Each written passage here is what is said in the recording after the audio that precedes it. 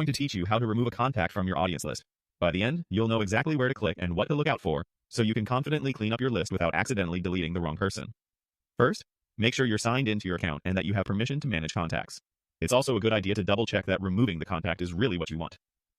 Removing typically deletes the person from this audience, meaning they won't appear in your list or receive future communications from it.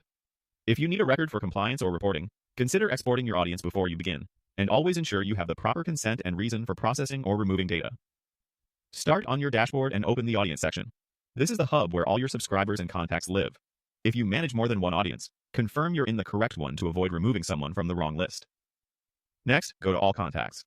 This view displays your full roster, along with details like status and engagement. If your list is large, you can scan by column headers, or use the built-in search to quickly locate the specific person. Be careful with similarly spelled names or addresses. Accuracy matters here. When you find the correct entry, click the contact's email to open their profile. Take a moment to verify that you've selected the right person by reviewing any available details, such as subscription status or tags. This quick check helps prevent mistakes, especially if multiple contacts share similar information. Now, choose Remove. This option is typically shown near the top of the profile page or within an Actions or Overflow menu. Selecting Remove initiates the deletion process for this contact from the current audience.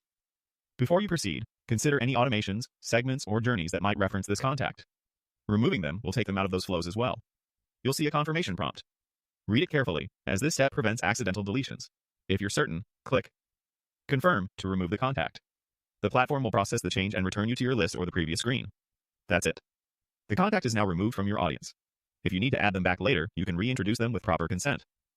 Keep a brief note of why you removed the contact for your records, and periodically review your audience to maintain clean, compliant data. Thanks for watching, and great job streamlining your list responsibly.